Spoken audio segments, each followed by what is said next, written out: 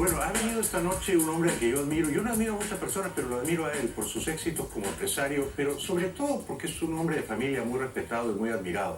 Es perseguido político de la dictadura venezolana, tuvo un gran éxito como empresario en Venezuela, ahora es dueño del diario Las Américas, entre otros emprendimientos. Es don Nelson Messerane. Nelson, muchas gracias por venir. Gracias por la invitación, Jaime. Bueno, si pudieras votar aquí en los Estados Unidos, ¿por quién votarías la próxima semana? Sabía que ibas a venir con esa pregunta. Yo te voy a decir que yo votaría por las instituciones de Estados Unidos. Estados Unidos es un país que tiene instituciones sólidas y gane quien gane, va a ser un gran país y siempre será un gran país. Porque aquí se respetan las reglas de juego. Comparto tu respuesta, es decir, que no ves con alarma que gane Trump. Alguna gente piensa que si gana Trump va a ser el final de los tiempos. No lo veo con alarma porque creo que él ha sido muy transparente en lo que dice. Nos guste o no nos guste. A veces nos parece que no es la forma política usual, pero ha sido franco, directo, al pan pan y al vino vino. Y yo creo que eso tiene también su valor y que la gente ha respondido favorablemente. Cuando dices que votarías por las instituciones de este gran país, ¿sugieres que una buena manera de votar sería cruzar el voto? Si votas por Trump, luego votar por un Senado y una Cámara demócratas, o a la inversa. Yo no diría que es cruzar el voto. Yo creo que esté como esté, se ha demostrado que los republicanos en momentos muy importantes de este país han votado con los demócratas y los demócratas han votado con los republicanos. Nosotros los latinos tenemos un poquito más de fanatismo en el tema político. Yo creo que el anglosajón es un poco más dedicado a su país, dedicado a lo que le interesa al país más y menos a lo que es a su partido. Sin embargo, protegen su partido sin duda alguna y es su deber. Entonces yo creo que no es una cosa del corazón y del estómago. Yo voy a votar porque me gusta y voy a hacer cosas que no son convenientes a mi país, pero voy a votar con mi partido. Hasta ahora ha demostrado que no es así. Tú eres un hombre de negocios muy exitoso. ¿Tú lo admiras a él como hombre de negocios? Sin duda. Yo creo que él hizo una gran labor como empresario, la ha hecho, la ha demostrado, porque las cosas se demuestran con hechos. ¿Lo conoces personalmente? No lo conozco personalmente. ¿No has jugado al golf con él? No he jugado al golf todavía con él. Alguna gente dice que Trump, siendo una personalidad fascinante, porque sin duda posee un carisma y tiene una cualidad de líder, es sin embargo un voto altamente riesgoso porque su carácter es muy errático. Alguna gente piensa que él podría usar inmoderadamente el poder. Podría, por ejemplo, meternos en una guerra irresponsable. ¿Tú crees que hay ese riesgo? Yo no creo, porque creo que, como te dije al principio, las instituciones tienen mucho peso. Aquí no se toma una decisión porque se le ocurrió al señor Trump o a la señora Hillary, sino que hay un colegio digamos, colegiada. Pues. Y tienes un Senado, tienes una Cámara de Representantes, tienes un poder militar importante, tienes generales que tienen muchas estrellas y muchas condecoraciones bien ganadas. Y no es así que yo le doy el botoncito y me meto en una guerra. Yo creo que podrá tener mucho carácter, pero se ciñe a las instituciones. Todas las encuestas predicen que va a ganar la señora Clinton. Sin embargo, ¿tú crees que puede ganar él? Sin duda, las encuestas también se equivocan, ¿no? Y tú lo dijiste hace un rato, en el Brexit pasó, en el sí y el no de Colombia pasado, acaba de suceder y en otros países ha sucedido. Y no se equivocan deliberadamente, no es que quieran torcer la voluntad popular, sino que no miden bien la intención, ¿no? Yo diría que no solo que no lo miden bien, porque yo no estoy criticando a los encuestadores, sino que la gente no contesta a veces lo que tiene que contestar, sino lo que le conviene contestar. Entonces, y muchísimas veces se reservan o dicen no sé, ahorita no, o dicen cualquier cosa por salirse. Porque creen que si dicen voy a votar por Trump quedan mal. También es posible. Y creo que se sienten, este es un gobierno demócrata, el que está ahorita en el gobierno, y si yo digo que voy a votar por Trump, pueden tomar cosas, represalias, pues O sea, hay muchos temores de Sí. diferente naturaleza, entonces no... Sí, y por eso hay un margen de error siempre. Tú eres un muy agudo, veterano observador de la política. ¿Obama ha sido un buen presidente? En algunas cosas yo creo que sí, pero en otras no ha cumplido según... No debo meterme en la política de este país, yo no soy americano ni quiero ser un elemento que disturbe o sea parte del desarrollo político del país. No lo debo hacer, pero lo que puedo observar que muchas cosas han sido acertadas y en otras no. Yo no estoy de acuerdo, por ejemplo, con lo de Cuba, por ejemplo. Me parece que no es la forma adecuada. Creo que haberle dado a Cuba la oportunidad de coger otro camino está bien, pero las dos partes tienen que poner algo sobre la mesa. Concuerdo contigo, ¿eh? Concuerdo contigo en que Obama ha hecho todas las concesiones y la dictadura cubana, ninguna o casi ninguna. Con respecto a Venezuela, el gobierno de Obama, de la señora Clinton, del secretario de Estado Kerry, ¿ha sido bueno o no ha sido suficientemente severo en condenar los atropellos a la libertad y a los derechos humanos en tu país? Yo te diría que han habido momentos, recuerdo que años atrás, la señora Hillary Clinton, estando como secretaria de Estado, se puso inclusive hasta la gorra de Globovisión. No sabía. Sí, ¿no? hay una foto de ella con la gorra en una visita que se le hizo al Departamento de Estado. Cuando tú eras uno de los dueños del canal. Exactamente. Y siempre fueron muy solidarios con la posición de libertad. Inclusive ella dijo en una oportunidad que no bastaba ganar las elecciones para ser demócrata, sino que gobernar como demócrata. Lo cual es tan cierto, ¿no? Y es muy cierto, esto lo dijo la señora Clinton, hay que reconocer las cosas como son. Sin embargo, en otras cosas han sido muy digamos, blandos, vamos a decir. Se han dejado pasar y, por ejemplo, pensar ahorita que las negociaciones de Cuba están primero que negociar la salida de esta dictadura en Venezuela, a mí me parece un error, no porque soy venezolano, sino porque quien sostiene económicamente a Cuba es Venezuela. O sea que las prioridades están trastocadas. Está trastocada, debería resolver primero quien le da el oxígeno y después resolver el otro. Entonces es cuestión que cada quien tiene un criterio, entonces es un poco difícil. Cuando yo trato de encontrar razones a favor de Trump, la verdad que no encuentro muchas. Una de ellas es que es un capitalista, un hombre que sabe crear riqueza. Eso me gusta. La señora Clinton es una burócrata, es una profesional de la política. No sé si ha dado ella muchos empleos. Tú das empleo. Los empresarios dan empleo, crean riqueza. Otra razón a favor de Trump, y dime por favor si te parece razonable o antojadiza, es que yo presiento que Maduro quiere que gane Hillary. Yo presiento que Raúl Castro quiere que gane Hillary. Correa ya ha dicho que él quiere que gane Hillary. O sea, si gana Trump, por lo menos le vamos a dar un disgusto hepático a Maduro, a nuestros enemigos. ¿Es así? ¿O es una razón pueril? No, yo creo que sí sienten que puede haber una posición más fuerte, más definida de los Estados Unidos con un Trump y que puede levantar ese ánimo para resolver las cosas a fondo.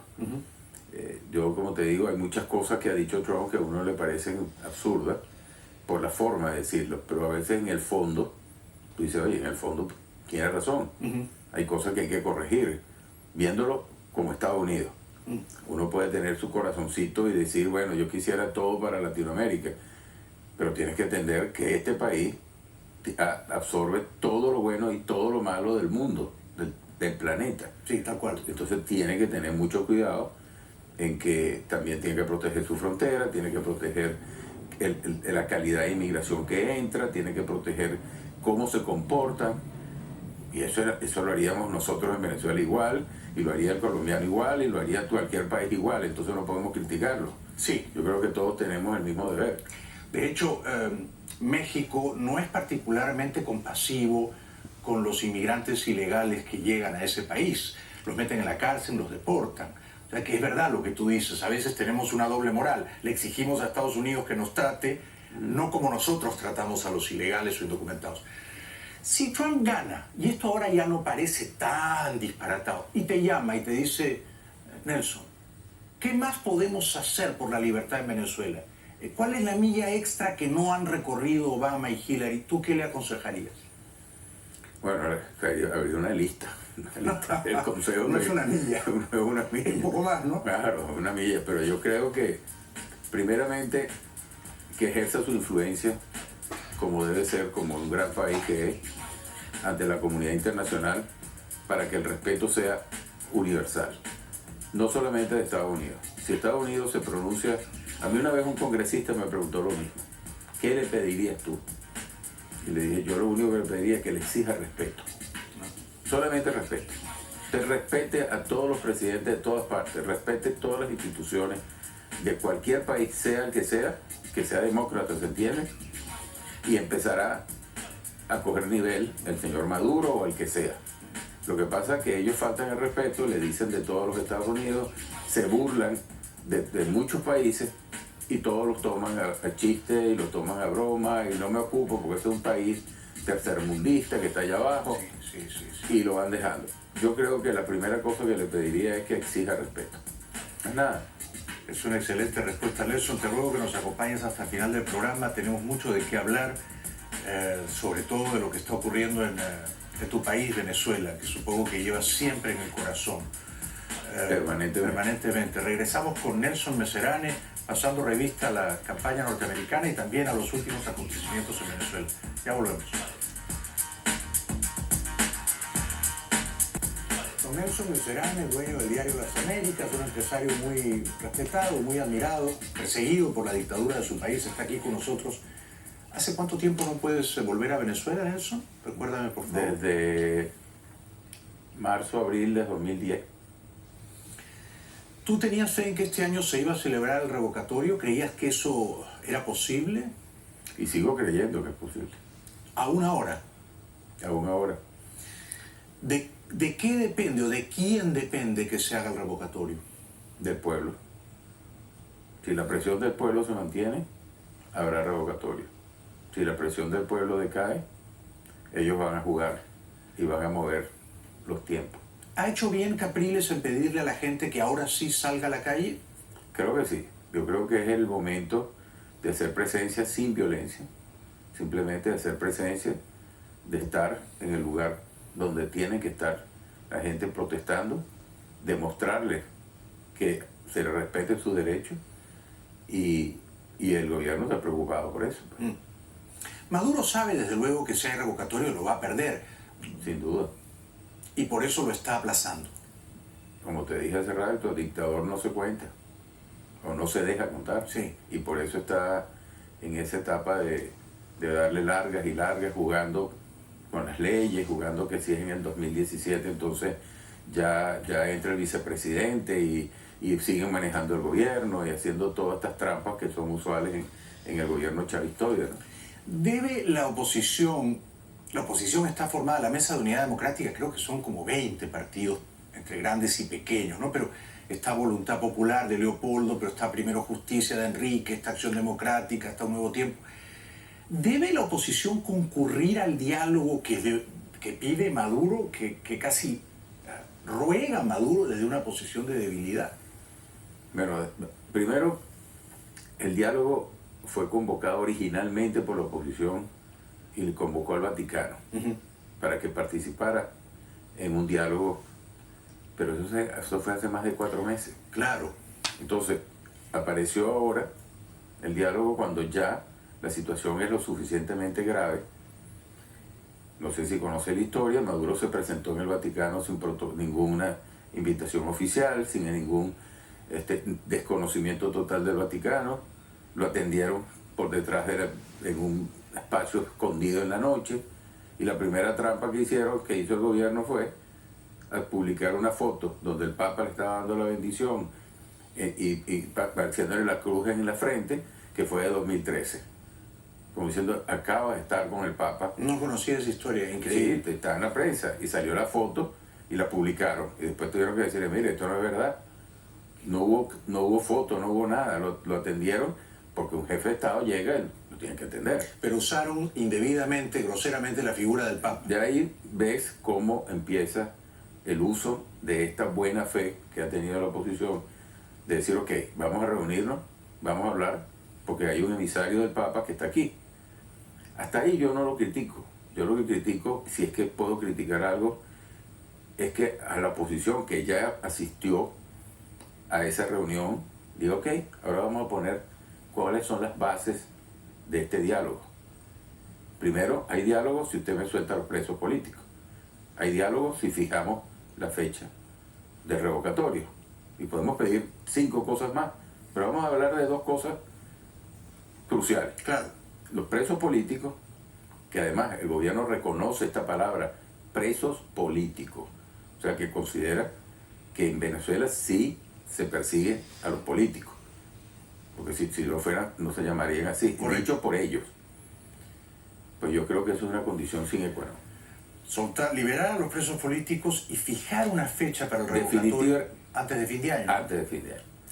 Si fuera el próximo año y desde luego la dictadura lo perdiera y Aristóbulo reemplazara a Maduro, ¿Aristóbulo sería menos malo que Maduro o sería más o menos lo mismo? Es que Aristóbulo no tiene ningún peso específico como presidente. Si quedara como presidente en ese momento, quien va a gobernar es el que esté por debajo de Aristóbulo, que será el vicepresidente que nombre a Aristóbulo, que podría ser hasta el mismo Maduro. Podría ser hasta el mismo Maduro. Podría nombrar a Maduro vicepresidente. En este momento... Perdona que te interrumpa, en una oportunidad hasta Diosdado Cabello, sí, fue Diosdado Cabello lo dijo, y lo dijo de manera de burla. Dijo, bueno, ¿cuál es el problema? Se nombra Aristóbulo nombra a Maduro de vicepresidente, y luego Aristóbulo renuncia, y vuelve a quedar Maduro de presidente. O sea, se burlan del pueblo, se burlan... Del mismo modo que se burlan de la autoridad moral que tiene la Asamblea Nacional, ¿no? El pueblo la ha elegido y todo el tiempo está Maduro tratando de socavar la credibilidad de la Asamblea. ¿Ha hecho bien Ramos Alupe en no concurrir al diálogo al que lo convocó, lo citó Maduro? Creo que sí, yo creo que la posición que ha asumido Ramos Alupe en estos meses que tiene desde siendo el presidente del Congreso, lo ha hecho muy bien. Porque ha ido al punto. Uno siempre quiere algo más, como venezolano y como exilado político. Yo quisiera más y más y más, pero hay que saber qué es lo que está pasando y los que están metidos dentro de la candela, qué está pasando allí. Yo creo que lo ha hecho bastante bien. Ha logrado que lo respeten, ha logrado que lo esté convocando Maduro, porque si no, no lo convocara, que le esté pidiendo que venga a reunirse, y ya la sociedad y el pueblo respeta que hay un liderazgo en el Congreso. ¿Hay la posibilidad de que Maduro haga con el Congreso opositor lo que hizo Fujimori el año 92? ¿Que lo cierre? Muy poco probable que eso ¿No crees que va a ocurrir? ¿Por qué? Primero porque no tiene las condiciones para hacerlo, ni la ley se lo permite. Él no puede disolver el Congreso al estilo de lo que se hizo allá. Y si lo hiciese, en el caso hipotético que se le ocurra, sería otra vez lo mismo de declararse dictador por segunda o tercera vez, como hizo con el referendo revocatorio. Y él quiere jugar al estar en que él es demócrata. Y entonces sería, como diría, algo imposible. Se suicida 2 veces. Además, cuando Fujimori hizo eso, la opinión pública mayoritaria, abrumadoramente lo aplaudió. Esto no es lo mismo. No es lo mismo, está en una constitución diferente. Y quizá ni siquiera los militares venezolanos lo acompañarían en esa locura, en ese suicidio. Muy probablemente, o casi seguro, la mayoría no lo acompañaría. No. Ya pasó la raya. Después de la pausa te voy a preguntar si Enrique Capriles te llamara, y a lo mejor te llama con frecuencia y te preguntara qué más podemos hacer desde la oposición, ¿qué le aconsejarías tú? Regresamos con Nelson Messerane después de la pausa. Ya volvemos.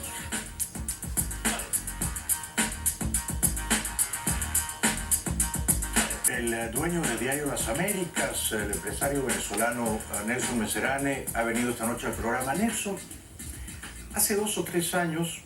Tú me acabas de decir que Leopoldo López lleva 2 años y medio ya en la cárcel, ¿verdad? Si mal no recuerdo, fue en febrero del 2014. 14, ¿no? Sí. Cómo pasa el tiempo, ¿no? En aquel momento, Leopoldo López y Enrique Capriles tenían una divergencia fundamental. Leopoldo creía que había que salir a las calles ya y que había que remover a la dictadura ya.